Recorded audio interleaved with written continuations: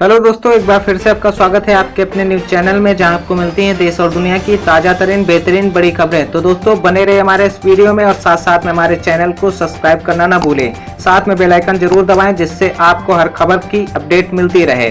तो दोस्तों चलते हैं आज की सबसे बड़ी खबरों की तरफ। आज की पहली खबर है मध्य प्रदेश से मिट्टी खदान धसकने से 5 मजदूरों की मौत, 6 घायल, 10 ग्रामीणों के अंदर फंसे होने की खबर। मध्य प्रदेश के शहडोल में एक खदान धसकने से 5 मजदूरों की मौत हो गई, जबकि 6 लोग गंभीर रूप से घायल हो गए हैं। यह घटना शहडोल जिले के व्यवहारी थाना के पपरेड़ी गांव की है। बढ़ते हैं अगली खबर की तरफ। स्वास्थ्य मंत्री सत्येंद्र जैन ने बताया अगले मुश्किल दिनों के लिए कितनी तैयार है दिल्ली। सत्येंद्र जैन के अनुसार मौजूदा स्थिति में 22,212 एक्टिव केस हैं, जिसमें से लगभग 5700 लोग हॉस्पिटल में हैं और 345 आईसीयू में हैं। दिल्ली में तेजी से बढ़ रहे मरीजों की संख्या के अनुरूप बेडों के इंतजाम के बारे में बताते हुए सत्येंद्र जैन ने कहा कि अभी हम एक्सपर्ट प्रोजेक्शन के हिसाब से चल रहे हैं। फिलहाल हमारा टारगेट 30 जून की प्रोजेक्शन की तैयारी का है, जिसे 20 जून तक कर सकते हैं। उन्होंने बताया कि 15 जुलाई तक की स्थिति की तैयारी हम 30 जून तक कर लेंगे। दोस्तों चलते हैं कोरोना अपडेट की तरफ। देश में कोरोना का कहर जारी। 135 दिनों में हुई मरीजों की संख्या 3 लाख के पार। 19 मई यानी 110वें दिन देश में संक्रमितों की संख्या 1,01,139 थी। पॉजिटिविटी रेट 4.89% था। 3 जून को देश में कोरोना मरीजों की संख्या 2,07,615 थी। पॉजिटिविटी रेट 6.49% था। 13 जून को जारी आंकड़ों के अनुसार भारत में कोरोना संक्रमितों की संख्या 3,08,993 हो गई है। पॉजिटिविटी रेट 7.97% है। डबलिंग रेट 16 से 17 दिन है। चलते हैं अगली खबर की तरफ। 1 जून से गुड़गांव में मृतकों की संख्या में 6 गुने की वृद्धि, 3.5 गुना बढ़े मामले। गुड़गांव के मुख्य चिकित्सा अधिकारी वीरेंद्र यादव ने बताया कि जिले में जिन 19 मरीजों की मौत हुई थी, उनमें से ज्यादातर या तो गंभीर बीमारियों से ग्रस्त थे या उनकी उम्र 60 वर्ष से अधिक थी।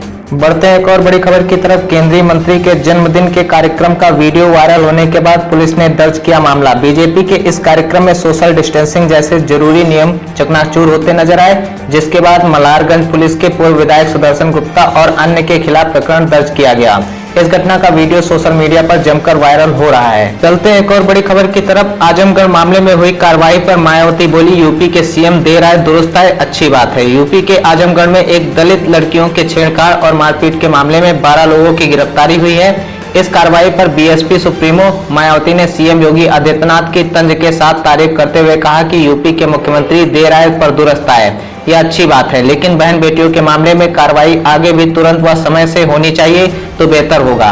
बढ़ते हैं अगली बड़ी खबर की तरफ। सरकार के सूत्रों ने बताया कि क्यों पराठे को 18% जीएसटी के दायरे में लाया गया। उन्होंने कहा कि यहाँ ध्यान देना चाहिए कि फ्रोजन पराठे को प्रिजर्व किया जाता है।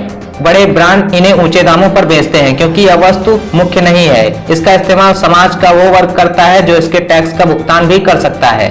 सरकार के सूत्रों के अनुसार प्लेन रोटी और पराठे की तुलना फ्रोजन पराठे से नहीं किया जाना चाहिए और ना ही इसे गरीब वर्ग इसका रोजाना सेवन करता है। दोस्तों बढ़ते हैं अगली बड़ी खबर की तरफ। कपिल सिब्बल जी के द्वारा एक बड़ा बयान जारी हुआ है। उन्होंने कहा, मोदी जी से कहना चाहता हूं कि अब तो आप किस्मत वाले भी नहीं रहे। कांग्रेस ने पेट्रोल और डीजल की कीमतों में बढ़ोतरी को लेकर शनिवार को आरोप लगाया कि सरकार लगातार पेट्रोलियम उत्पादों के दाम बढ़ा रही है क्योंकि उसके पास राजस्व का कोई दूसरा साधन नहीं है।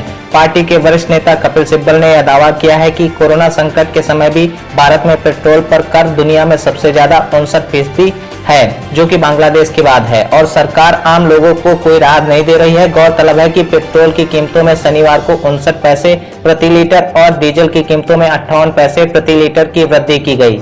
कीमतों की समीक्षा 82 दिनों तक स्थगित रखने के बाद लगातार 7वें दिन पेट्रोल डीजल महंगा हुआ है। अगली खबर के लिए चलते हैं दिल्ली की तरफ। दिल्ली के अस्पताल में मौत के बाद गायब हो रहा मृतकों का सामान, मेडिकल डायरेक्टर ने लिखी चिट्ठी। दिल्ली के लोकनायक जयप्रकाश अस्पताल में मृतकों के सामान गायब होने की शिकायतें आ रही हैं। मौत के बाद उनका मोबाइल या कीमती सामान गायब हो रहा है। बढ़ते मामलों के बाद अस्पताल के medical director doctor PN Pandey ने स्टाफ को 8 जून को एक चिट्ठी लिखी। बढ़ते हैं एक और बड़ी खबर की तरफ। दिल्ली में बढ़ते कोरोना के मामलों के मद्देनजर आज अरविंद केजरीवाल से मुलाकात करेंगे गृह मंत्री अमित शाह और स्वास्थ्य मंत्री। राष्ट्रीय राजधानी दिल्ली में कोरोना के मामले बढ़ रहे हैं। अब यहां पर 36,000 से ज्यादा मरीज सामने आ चुके हैं। राजधानी में कोरोना के हालात को देखते हुए गृह मंत्री अमित शाह और स्वास्थ्य मंत्री डॉक्टर हर्षवर्धन रविवार को दिल्ली के मुख्यमंत्री अरविंद केजरीवाल से मुलाकात करेंगे। अगली खबर है कोरोना वायरस से जुड़ी हुई। सूंघने स्वाद लेने की शक्ति अचानक खत्म होने का कारण हो सकता है कोरोना वायरस। केंद्र सरकार ने सूंघने, श्वास लेने की शक्ति अचानक खत्म होने जैसे लक्षणों को भी कोरोना वायरस के संभावित लक्षणों की सूची में जोड़ा है। दस्तावेज क्लिनिकल मैनेजमेंट प्रोटोकॉल कोविड-19 में 7 अन्य लक्षणों की सूची में गंध और स्वाद की हानि को जोड़ा है। चलते हैं एक और बड़ी खबर की तरफ। जोधपुर में तालाब में सैकड़ों की संख्या में मरी मछलियां, अब पानी के लिए चिंता बढ़ी। तहसीलदार ने कहा, पानी के स्तर में कमी हो जाने के कारण मछलियां मर गई। हमने पानी के टैंकर की व्यवस्था की है, प्रत्येक ने 300 रुपए दिए हैं। अब पानी तालाब में डाला जा रहा है ताकि बची हुई मछलियां जीवित रह पाएं। बढ़ते हैं अगली बड़ी खबर की तरफ। पीएम की आर्थिक सलाहकार परिषद की सदस्य ने कहा, राहत पैकेज में और सुधार की गुंजाइश। प्रधानमंत्री की आर्थिक सलाहकार परिषद की सदस्य आसिमा गोयल ने कहा है कि कोरोना वायरस महामारी से प्रभावित अर्थव्यवस्था के लिए सरकार की ओर से जारी 20.97 लाख करोड़ रुपए के राहत पैकेज में और सुधार की गुंजाइश है। उन्होंने यह भी कहा कि अर्थव्यवस्था को प्रोत्साहित करने के लिए सरकार को मांग को बढ़ावा देने की जरूरत है। उन्होंने PhD chamber of commerce and industries की एक आभासी संगोष्ठी को संबोधित करते हुए कहा, आर्थिक पैकेज अपने आप में हर तरह से पूर्ण नहीं है। पैकेज में खामियां दूर कर इसे बेहतर बनाने की गुंजाइश है।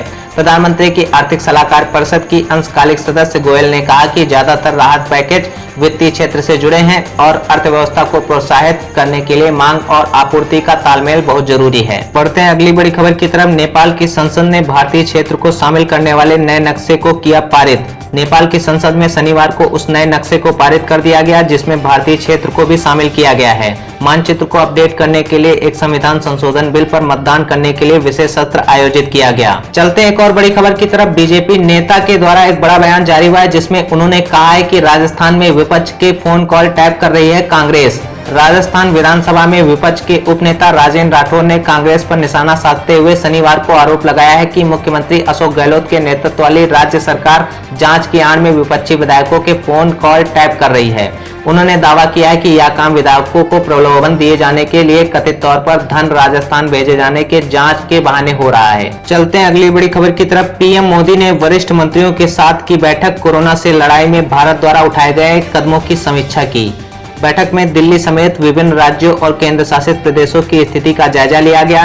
बैठक में गृह मंत्री, स्वास्थ्य मंत्री, प्रधानमंत्री के मुख्य सचिव, कैबिनेट सचिव, आईसीएमआर के डीजी व अन्य वरिष्ठ अधिकारी शामिल हुए थे। दोस्तों बढ़ते हैं एक और बड़ी खबर की तरफ। भारत के टॉप 10 विश्वविद्यालयों की लिस्ट जारी। जेएनयू दूसरे नंबर पर। देश के टॉप 10 विश्वविद्यालयों में भारत में बेंगलोर की इंडियन इंस्टीट्यूट ऑफ साइंस के बाद जवाहरलाल नेहरू विश्वविद्यालय और बनारस हिंदू विश्वविद्यालय ने बाजी मारी है। जेएनयू दूसरे और बीएचयू तीसरे नंबर पर है। मानव संसाधन विकास मंत्री रमेश पोखरियाल निशंक ने गुरुवार को NIRF इंडिया रैंकिंग 2020 की लिस्ट जारी की।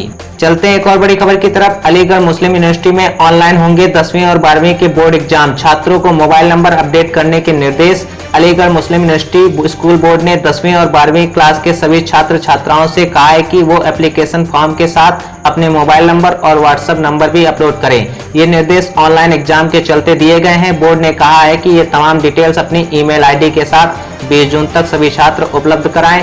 बता दें कि कोरोना वायरस लॉकडाउन के चलते पोस्टपोन किए गए 10वीं और 12वीं क्लास के एग्जाम AMU स्कूल बोर्ड ने ऑनलाइन कराने का फैसला लिया है। चलते हैं एक और बड़ी खबर की तरफ। पटना यूनिवर्सिटी ने PU सेट 2020 के लिए बढ़ाई आवेदन की अंतिम तारीख।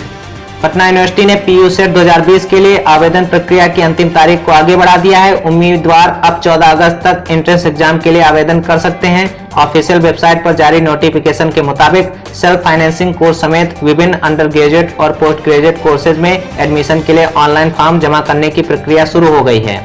ऑनलाइन एप्लीकेशन फॉर्म सबमिट करने की तारीख को 14 अगस्त तक बढ़ा दिया गया है। दोस्तों आज के लिए इतना ही। मिलते हैं अगले दिन अगली नई खबरों के साथ। तब तक के लिए धन्यवाद। हमारे चैनल को सब्सक्राइब करना ना भूलिए। साथ में हमारे इस वीडियो को लाइक करें और ज्यादा से ज्यादा शेयर करें। मिलते हैं अगले दिन। धन्यवाद। जय हिंद।